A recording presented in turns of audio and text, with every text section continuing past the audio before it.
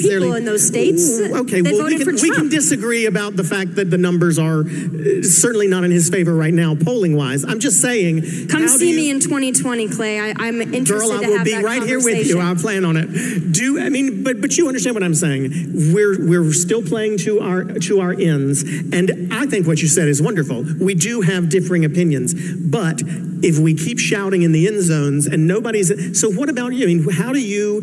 Because I have to assume that, yes, we say what we want to say because we are proud of what we believe, but we do have to at least sway some people to not only see it our way, but to understand that maybe your way is right or your way is right. What works for you? Well, you know, for me, I think it's important to focus on the one thing that really does unite all Americans, regardless of their ideology. And for me, that's the economic situation. You know, whether you're on the left or the right, the decisions that our lawmakers make in regard to how we're taxed, what our wages are, that affects all of us. And I think that there is a lot of frustration. I mean, I feel it myself when it comes to the unfair system that we have in place right now. The system is really rigged against the worker, right? There is much more focus on, you know, the tax cuts and the protectionism for those at the very top.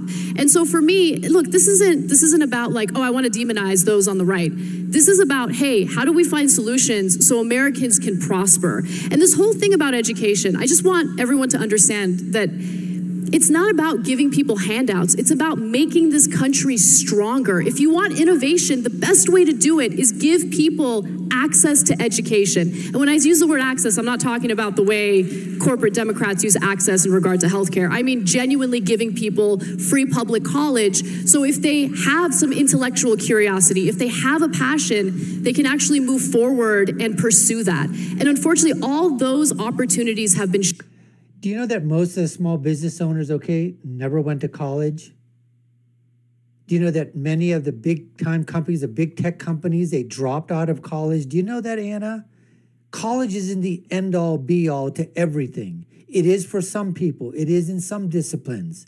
Other than that, I agree with it. Colleges are the ones that are ripping off the people.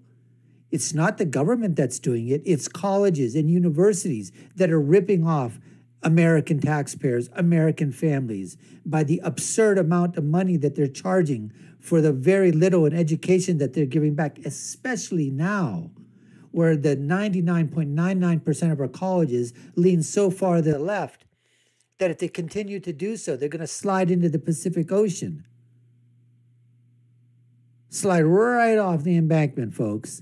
So don't give me this crap once again, that we got to give free education. Another stupid, idiotic, moronic, retarded talking point from the left, and it placates people. Oh, you're going to give me free education. Once again, who's going to pay for the damn education? Who's going to pay for the professors? Who's going to pay for the lecturers? Who's going to pay for the buildings? Who's going to pay for the taxes? Who's going to pay for the custodial staff? Who's going to pay for the, the TAs and the RAs? And who's going to pay for the people that are helping the professors? Who's going to help the proctors? Who's going to help? I mean, the cafeteria, the food vendors, the people that everything about. Who's going to pay for all that? Where's that money going to come from? Shut down. I want to have a discussion about how we can open those opportunities up again and create a stronger country. Do you ever get scared when you share your opinion that... Do you ever get physically afraid? Are you worried? I mean, are you worried? Tell me about that.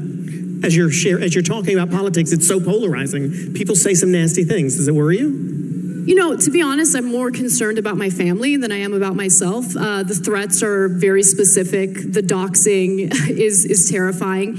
And, if something happens to me, that would be terrible. But if something happened to members of my family, it would be far worse. And so, my nieces and my nephews are my life. And I want to share them with my fans, and I want to share pictures and celebrate their birthdays publicly, and I can't do that out of fear that someone's actually going to carry out an act of violence and hurt them. So yeah, the fear is real, and I think that this political climate has made me extremely paranoid, and I wish I weren't that way. Do you get scared? I mean, I know you got your gun, girl, so I ain't worried about you there. But do you not get worried? You're very polarizing, of course, and you speak very strongly about your opinions. Do you get worried at all? Well, I've had things actually happen to me, so it's not a worry. It's actually a reality for me. But yes, at the end of the day, it is. But I would feel horribly if I sat on a stage next to someone like you and you, who I watched on TV. I won't say how old I was. Please but don't. to say that, you know, I'm a victim. Yes, sometimes I have been a victim, but I get to do, in my opinion, the greatest job I could have ever hoped to have.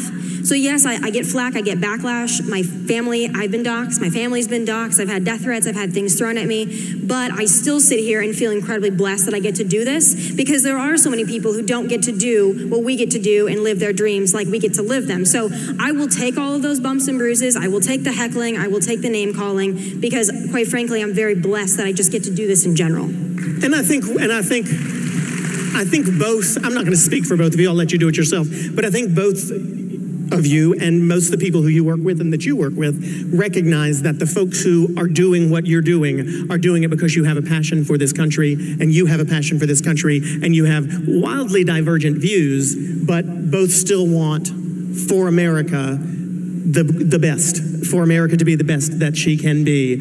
And I imagine that those of you who are here today because you also want the best for the country and for it to be the best that it can be. And despite the fact that some of you may cheer more loudly for Ana and some of you may cheer more loudly for Tomi, I do believe that, I know that both of these ladies know, and I hope everyone out here knows, that they are friends backstage, you know, and that we all should be as well. So, I mean, if you want to speak to that, both of you, we're out of...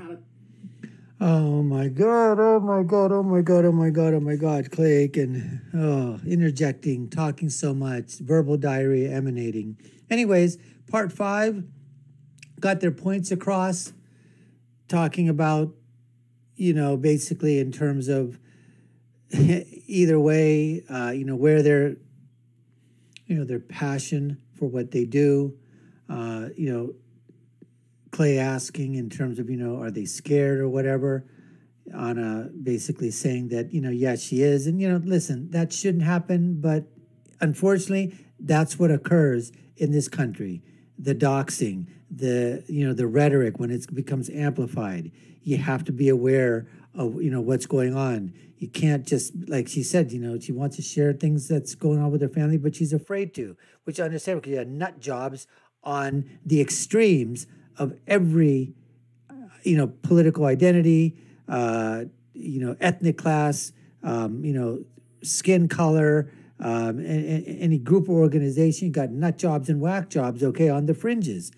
Same thing, you know, Tomi says, although she carries her gun, okay, whatever. So, but she said she's been, you know, verbally abused, physically abused, altercations, things thrown at her. So, yeah, the fear is there. But I liked her answer where she said she gets to do what she gets to do, which is great.